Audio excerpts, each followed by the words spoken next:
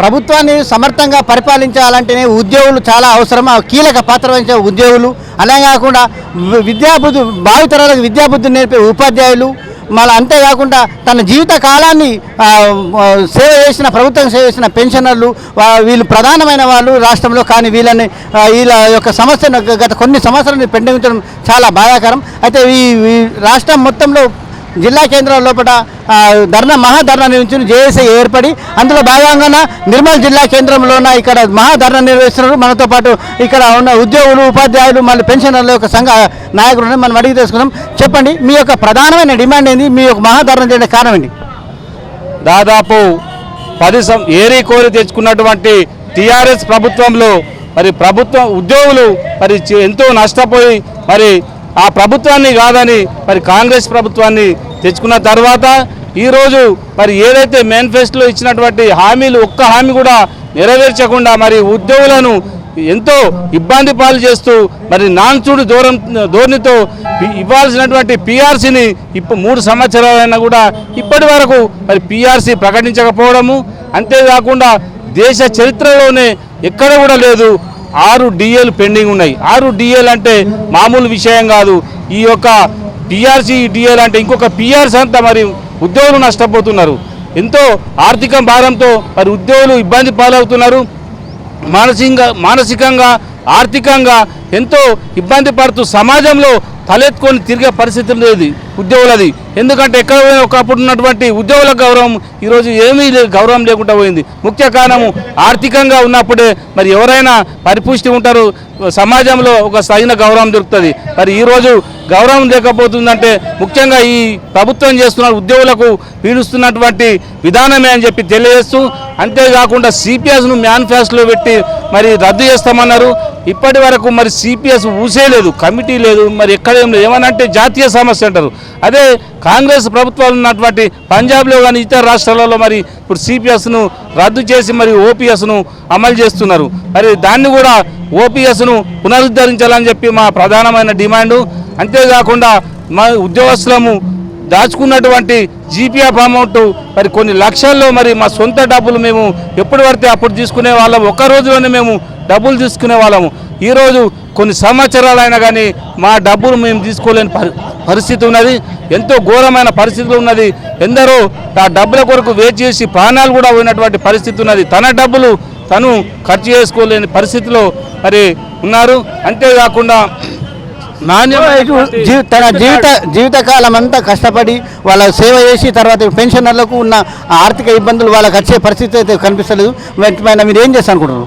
మేమైతే ఏదైతే గతంలో ప్రభుత్వంతో మా కేంద్ర సంఘము చర్చలు జరిపి ప్రతి నెల 2,000 కోట్లు అయితే ఏదైతే మన పెన్షనర్స్కు ఇవ్వాలని చెప్పి డిమాండ్ చేసినామో దీంట్లో కూడా ఈరోజు కూడా ప్రతి నెల కూడా కంటిన్యూగా మరి 2,000 కోట్లు మరి ఉద్యోగులకు పెన్షనర్లకు విడుదల చేయాలని చెప్పి మా ప్రధానమైన డిమాండు.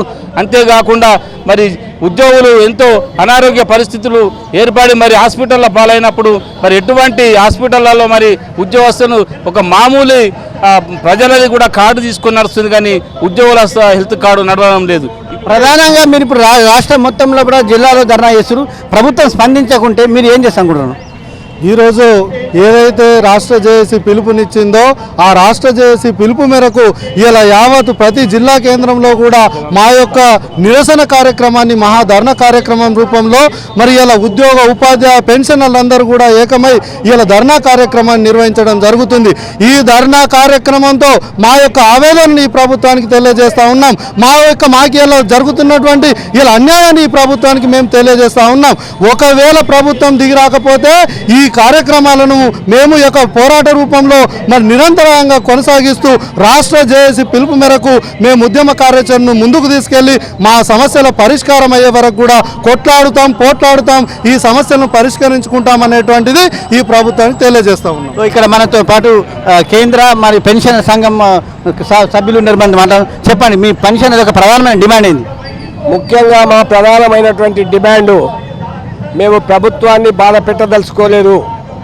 గత 3 సంవత్సరాల కింద జరిగినటువంటి ఎన్నికల్లో మరి రేవంత్ రెడ్డి గారి నాయకత్వంలో మరి శ్రీధర్ బాబు గారితో పాటు ఇతర నాయకులతో ఏర్పాటు చేసినటువంటి మేనిఫెస్టోలో నువ్వు ఏవైతే వర్డ్స్ పెట్టినావో వాటిని తూచా తప్పకుండా నువ్వు అమలు చేయాలని డిమాండ్ చేస్తూ ఉన్నాము.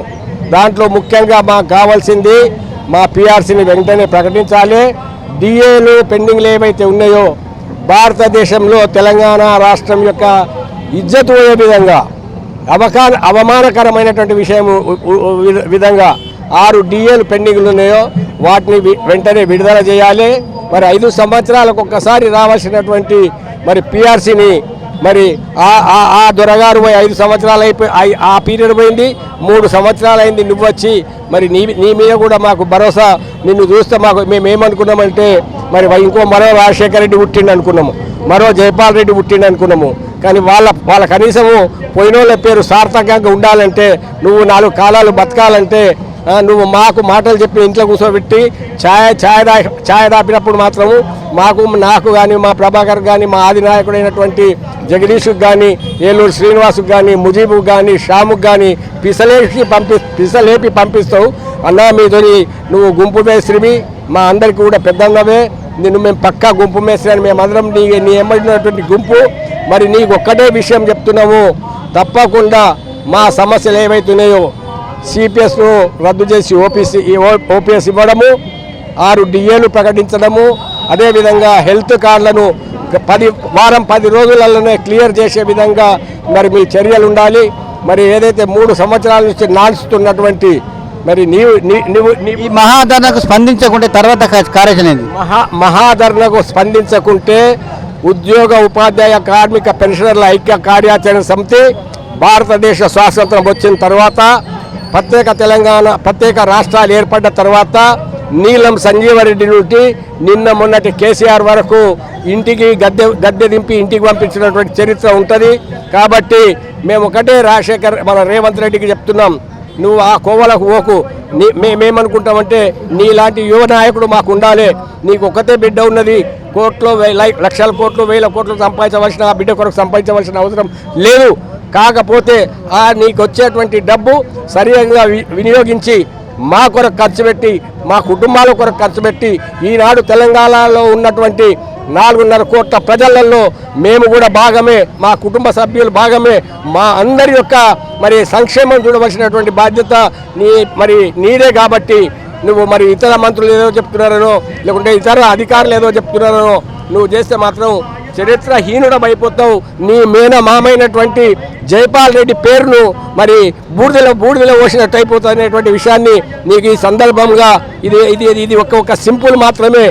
మేము రేపు తలుచుకుంటే మరి ఎన్నో సందర్భాల్లో కలిసినటువంటి ప్రత్యేక తెలంగాణను సాధించినటువంటి చరిత్ర గడ్డ ఈ ఉద్యోగ ఉపాధ్యాయులకు ఉన్నదనేటువంటి విషయాన్ని ఎప్పుడు కూడా మర్చిపోవద్దు.